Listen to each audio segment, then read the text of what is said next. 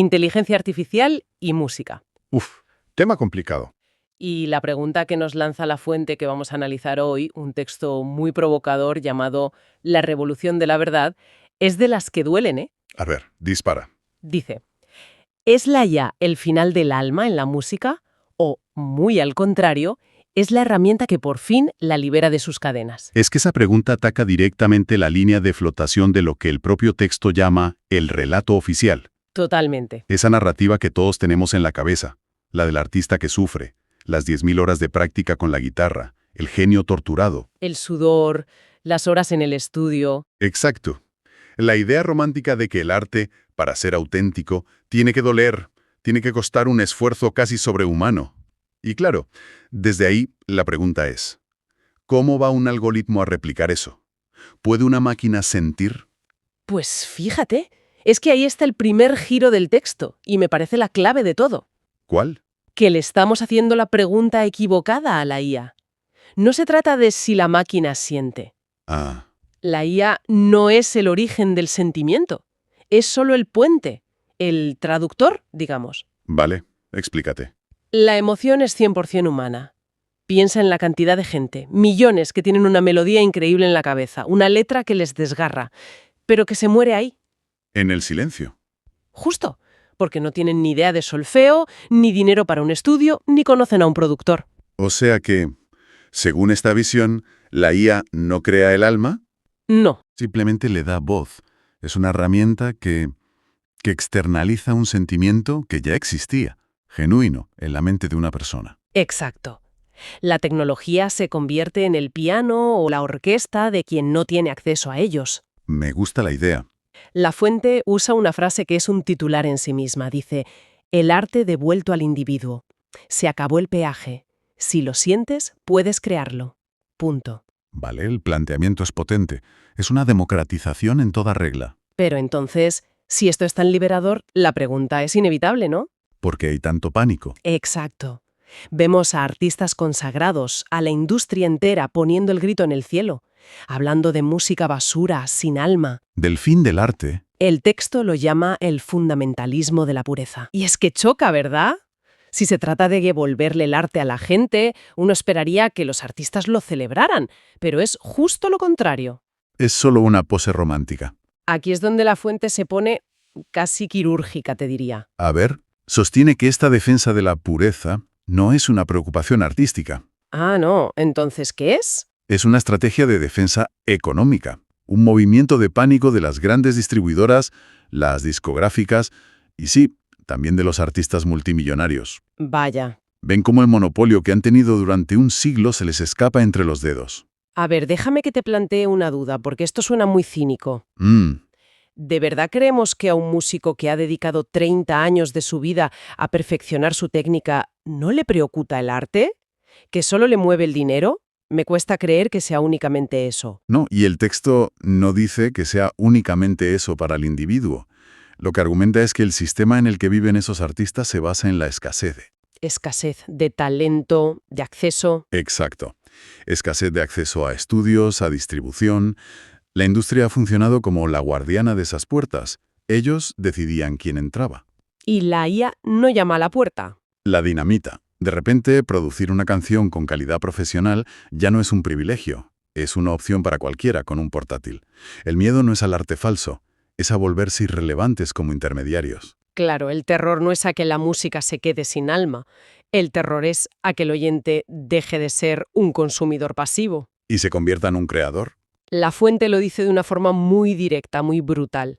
Dice que el sistema te prefiere como un comprador obediente de sus productos. De sus hits de radio. Es que como un creador autosuficiente de tu propia satisfacción emocional. Es que esa idea lo cambia todo.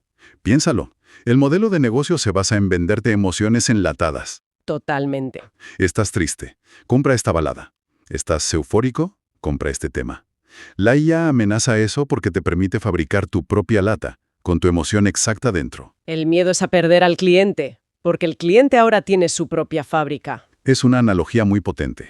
Es como si durante años solo unos pocos panaderos con hornos carísimos pudieran hacer pan y de repente todo el mundo tiene en casa un horno que hace exactamente el pan que le gusta. con su punto de sal, su harina preferida. ¿Para qué ibas a seguir comprando la barra industrial de siempre? Y no solo eso, siguiendo con tu analogía, quizá tu pan casero no sea técnicamente perfecto, Seguramente no. pero es tu pan. Refleja tu gusto de una forma que un producto para millones nunca podrá. Y ahí es donde el texto entra en el núcleo de su argumento. En los beneficios para la persona. Sí, lo que llama la soberanía del creador. Soberanía del creador. Suena grandilocuente, casi político. Vamos a desgranarlo. El primer concepto es identidad total. ¿Qué significa eso? Que la canción es un reflejo perfecto de la persona. Exactamente eso. Significa que el proceso de intermediación desaparece. Hasta ahora tú sentías algo y buscabas una canción que se pareciera a tu emoción. Una aproximación. Siempre era una aproximación. Ahora el creador es el origen absoluto. La letra es suya. El sentimiento es suyo. No hay un productor que le diga, eso es muy oscuro, no vende. O un músico de sesión que lo interprete a su manera. Nadie. La IA te da la orquesta, pero la partitura la escribes tú con tus emociones. Es tu verdad, sin filtros. Es como si yo tuviera una imagen clarísima en la cabeza. Un atardecer súper específico, pero no sé coger un pincel. Ajá. Y de repente una IA me permite describirle ese atardecer con sensaciones, con palabras, y ella lo pinta. La visión es 100% mía, la ejecución es de la máquina. ¿Es eso? Es la analogía perfecta. Y eso nos lleva directamente al segundo punto, que es una consecuencia lógica. A ver. El aislamiento de lo genérico. Claro, tiene todo el sentido. Si puedes pintar tu propio atardecer, ¿para qué vas a colgar el póster de IKEA que tiene todo el mundo? Exacto. Te permite apartarte de esa música prefabricada, diseñada por departamentos de marketing. Con estudios de mercado detrás que dicen que estribillo funciona mejor en una franja de edad. Esa misma. La fuente habla de la posibilidad de construir un universo sonoro personal, un refugio musical donde solo habitan tu verdad y tus emociones. Ya no dependes de lo que un algoritmo de una plataforma decida ponerte. Ni de lo que una campaña de marketing te imponga. Creas activamente la banda sonora de tu propia vida. Pero, y aquí vuelvo a hacer de abogada del diablo, ¿no corremos el riesgo de crear burbujas musicales? ¿De aislarnos? Sí, cada uno en su pequeño mundo sonoro, hecho a medida, sin descubrir nada nuevo, sin esos grandes éxitos que nos unen como cultura. Es una buena pregunta, pero el texto la anticipa. Argumenta que una cosa no quita la otra. Seguirá habiendo artistas para el gran público. Pero sobre todo cuestiona la autenticidad de ese supuesto tejido conectivo. ¿A qué te refieres? Empresas para maximizar beneficios. Quizá ese universo personal no te aísla, sino que te conecta más contigo. Y aquí es donde el texto lanza la pregunta más incendiaria de todas. La que de verdad pone el dedo en la llaga. ¿Puede una canción creada con IA ser más humana que un éxito de radio fabricado por un comiqué? Y la respuesta que da la fuente es un sí rotundo. Explícame eso. Porque la humanidad de una canción no está en si se usó una guitarra de madera de 1950 o un software de 2024. ¿Dónde está entonces? En la autenticidad de la emoción que la impulsó. Un hit de radio puede estar técnicamente perfecto, pero si su origen es un estudio de mercado, su núcleo es artificial. Es un producto. En cambio, si una persona anónima usa una IA para expresar un dolor real, una alegría genuina, esa emoción central es 100% humana. Y según esta perspectiva, eso la hace infinitamente más real. Esto me lleva al tercer y último concepto de esta soberanía, la emoción de lo propio. Que ya no va tanto del debate filosófico, sino de la pura satisfacción personal. Es el cierre del círculo. La recompensa. El texto lo describe como la sensación de escuchar la obra terminada y saber que, aunque una máquina ensambló los sonidos, el corazón que late en esa canción es el tuyo. No hay un sentimiento de propiedad más íntimo. Es la culminación, la prueba sonora de que tu emoción existe y es válida. Me imagino la sensación. Crear una canción sobre algo muy personal, un sentimiento que a lo mejor ni has podido explicar con palabras, y de repente escucharlo. Debe ser increíblemente potente. Casi terapéutico. Redefine por completo lo que significa ser músico, ¿no? Totalmente. Lo despoja de toda la parafernalia técnica y lo devuelve a su esencia. A la necesidad de expresar algo. Lo convierte en un acto de comunicación pura, en lugar de una demostración de habilidad. Entonces, si tuviéramos que quedarnos con la idea final, con el gran titular que nos deja este análisis, para mí sería esa democratización radical. Sí. La idea de que la industria se aferra a un romanticismo de cartón piedra, a una nostalgia impostada, no por amor al arte, sino para proteger su negocio. Pero la realidad es imparable. Nos dice la fuente que el genio ya ha salido de la botella. La IA ha roto las cadenas. Sin duda, la conclusión es esa. Ya no se necesita el permiso de una discográfica ni años de conservatorio. El único requisito, el único carnet de entrada que se exige ahora, es sentir algo. Tener algo que contar. Y cuando un ser humano, con una emoción real, utiliza la tecnología para dar vida a esa emoción, el resultado no es un arte frío. Según esta perspectiva, es un arte más honesto, más directo. Y más potente. Mucho más. Porque el único algoritmo que importa al final es el del corazón humano. Y creo que todo esto nos deja con una reflexión final, una pregunta que va un poco más allá de la fuente. A ver.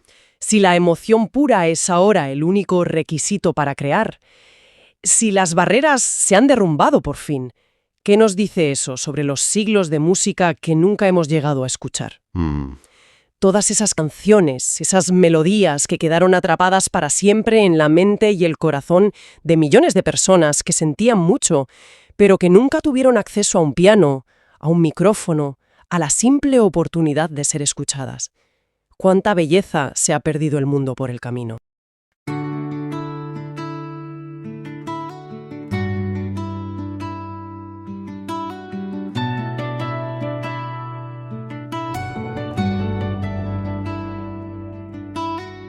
Hoy lo difícil es aumentar el placer y quitar el sacrificio del dolor.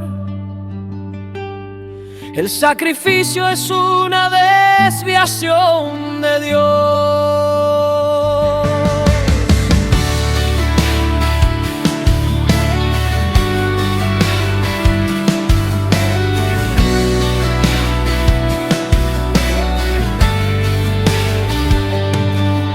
Desde tiempos remotos en la tierra primitiva, manos ofrecían al cielo y la vida, animales, frutos en fuego y rito, un puente sagrado entre humano e infinito. Hoy lo difícil es aumentar el placer y quitar el sacrificio del dolor. El sacrificio es una desviación de Dios.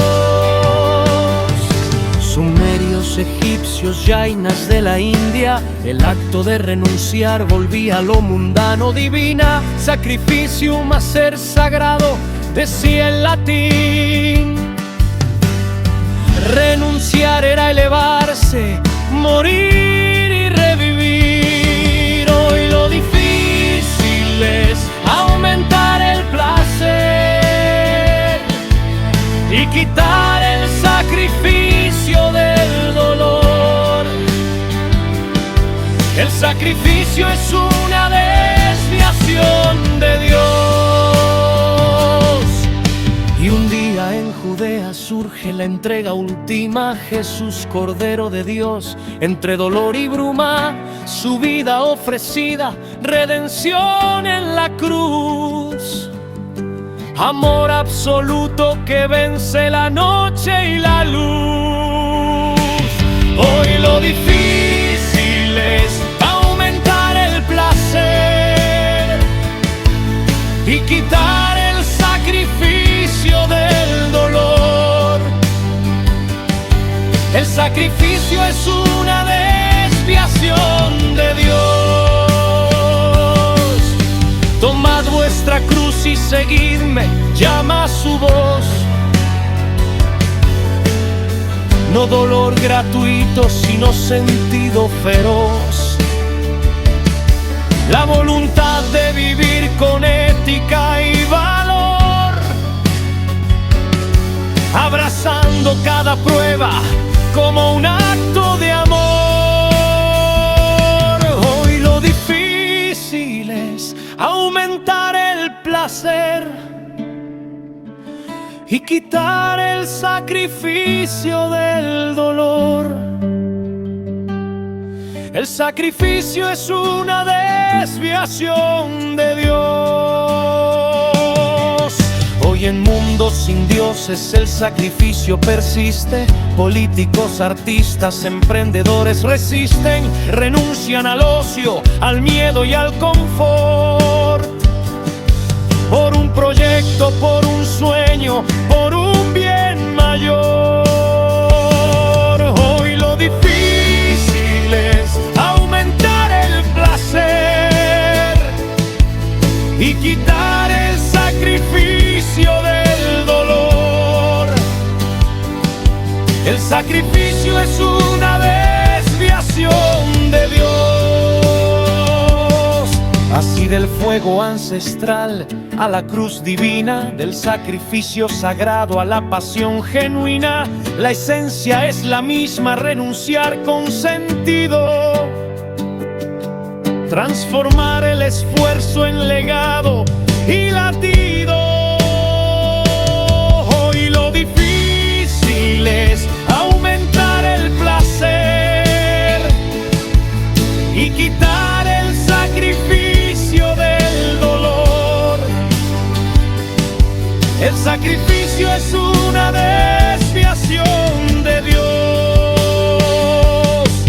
Hoy el reto es distinto, profundo y sutil. Gozar el placer de existir, sentir lo infantil, eliminar el sacrificio, potenciar el beneficio. Calmar el impulso con control, la ansiedad con paz y cambiar enfermedad por salud, para que vivir sea también un acto de plenitud.